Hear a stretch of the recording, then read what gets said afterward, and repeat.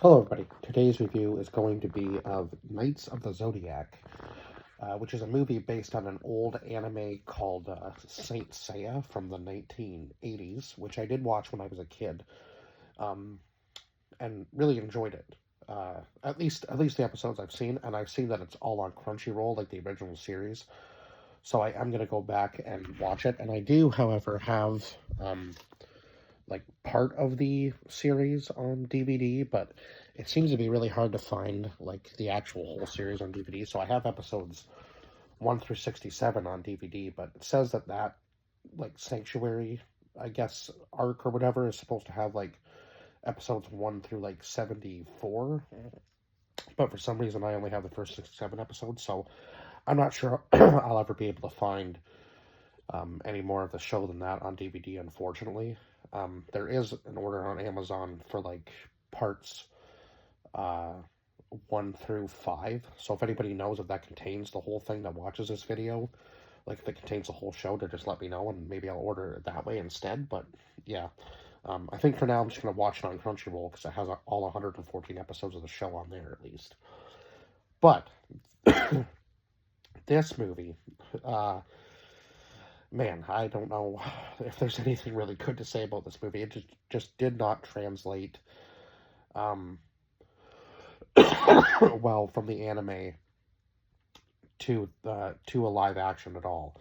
It's like the polar opposite of what One Piece has done with the show, and maybe it would have been better if it had been turned into a show. I'm not really sure, but they tried to make it too modern, I found. And I think when they added in like the modern and the old time like training, it was kind of just such a weird transition. And didn't really work well. And the fight scenes were not great at all. Like the CGI and stuff was just, yeah, it was not great. So we'll go over the casting list. So McKenyu, who actually plays uh, Zoro in the One Piece series, was in this. So I guess this might have been before, obviously, they started filming. Or I guess it's because the first season came out in 2023, yeah. So this would have been around the same time, I guess. He would have been doing both projects at the same time, which is just weird. But he was the one who played Seiya, who was supposed to be like the Pegasus warrior and like the main character of the show, of the movie show, whatever you want to. Yeah, I guess yeah, main character of the movie anyway. And then we had Famke Janssen, who played Vander Garrod, who was supposed to be, I guess, the bad guy, but I'm not really sure she was necessarily like the main villain. It was kind of confusing because you had like three people who could have been like the villain in this movie. So it's kind of misleading. It was like they were trying to pull too much stuff and put it into a short film when this is really meant to be like a series. Like even a mini series probably would have been better, I think, for this. But yeah, there's just too much to try to put into this for a movie, right? Um, Madison Eisman as Sienna, who was also supposed to be like the reborn version of Athena. And then we had uh, Diego Tinoco, who played Nero uh, or slash Phoenix. So I guess I think he was supposed to be, yeah, like his regular name was Nero, but he was also supposed to be one of the Knights of the Zodiac too. So it was kind of confusing because he seemed like he was also potentially a bad guy. Like it just didn't make a whole lot of sense there. If he was trying to also team up with Seiya, why would he be fighting him, right? Like it seemed like they were both on like opposite sides of like yeah, they were on opposite sides, right? It just seems so weird to me. Mark Dacosas as Murloc, who was, I guess, basically just Almond's bodyguard. Nick Stahl, who played Cassios, who was this underground like MMA fighter who seemed to have like almost like superhuman strength. I don't really remember him. I can't say I remember a character named Cassios from the anime, so I'm not really sure. But he was just added in as like an extra character, and they just kind of turned him into like a super soldier to go kill all of to go kill the other knights, which seemed, yeah, like it didn't make a whole lot of sense. Like it seemed like most of the time they wanted everybody else dead, but then at the same time they were also trying to say that they were saving humanity, and then at the end he fights them and then decides that they should team up because Athena's been awakened and now she's destroying everything. It's just so weird. So we had Sean Bean as Elman Keto and TJ Storm as Docrates, and I guess he was also like another bodyguard for Allman, or maybe he was supposed to be another knight. I'm not really sure. But he wasn't really used that much in the film. He kind of gets knocked out and then he's taken prisoner, and they're trying to extract information out of him as to where Marin is. And Marin had two people playing her, Caitlin Hudson and Katie Ann May. So maybe it was one did the voice and one did like the stunts and stuff. I'm thinking that was probably the case, was that one voiced her and one was actually like the person in the costume doing the training and the fight scenes and so on and so forth. But so they do kind of, try to tell a little bit of the story at the beginning. So I did give this movie a 3 out of 10. It was not good in any means necessarily. Like, it was not good at all. I did not enjoy it. I even kind of like checked out about like probably like 30 minutes left because I was just like, this is just so boring to me. This just does not translate well from the anime that I remember as a child to this. Yeah. So, and which is sad because the film looked like it had a lot of potential from the trailer, but yeah, I guess the trailer showed all the good bits, unfortunately. Yeah, it just kind of sucks that, after all these years, it's like, oh, we're getting a, say a movie, this is going to be somewhat decent, but it's kind of like a Dragon Ball Z situation, I guess, where they tried to make it, too modern, I guess, would be my biggest thing, I think. So they talked about the gods walking the earth and the fact that they tormented the mortals. And Athena was obviously there to protect the people. And then to protect the people, the warriors rose up for her and wanted to harness the cosmos, and which is the power of the stars. So that's where the Knights of the Zodiac were born, right? Because they were, took up with her, obviously to protect her and I guess the rest of the world, right, from the gods. So Athena was reborn, and then a search for the new knights begins to protect Earth and Athena once again. So I guess the cosmos thing, so it can give you visions. So a lot of the times in this film, Seiya was having visions of like his sister when they were kids, and I guess his sister was kidnapped or taken, obviously by Garad, and he also finds out that Alman was there as well, and then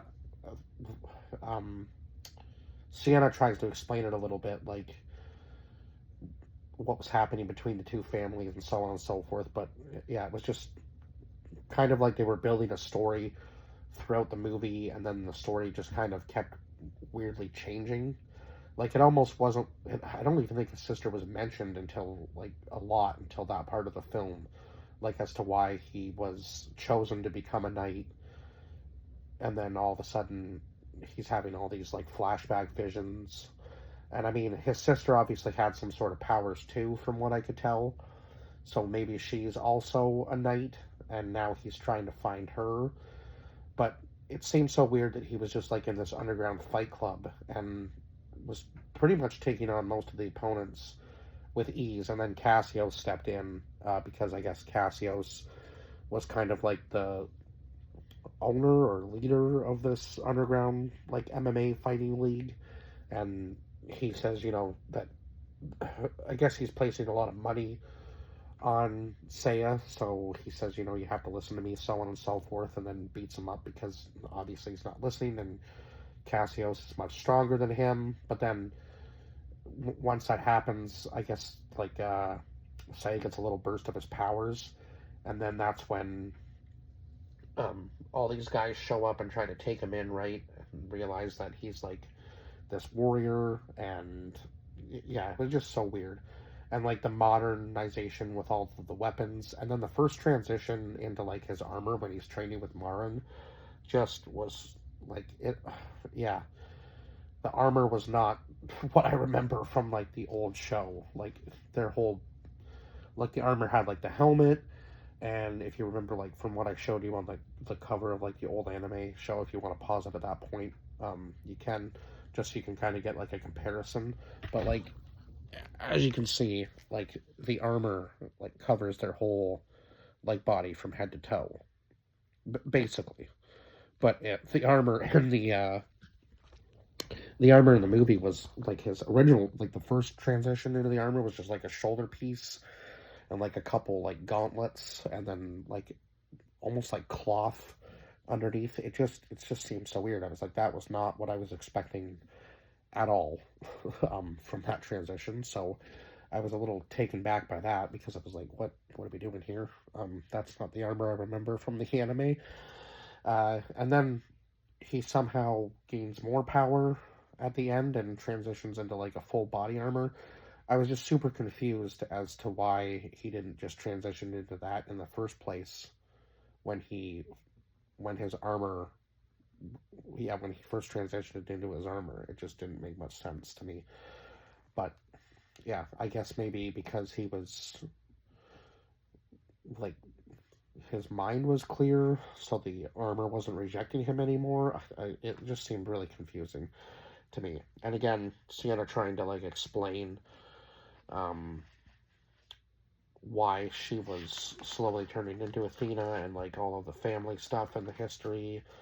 And I guess because I guess they took her sister based on the fact that they knew that she was hiding something, obviously, and the thing that she was hiding was Seiya, and the fact that he was a knight, right? Um, so yeah, it was just kind of a weak story, I guess, and the whole modern thing really threw me off.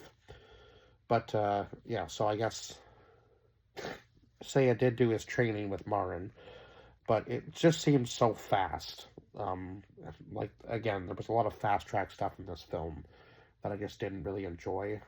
Um, and again, the whole, it was a lot of just like him traveling from place to place and slowly learning what he could potentially become.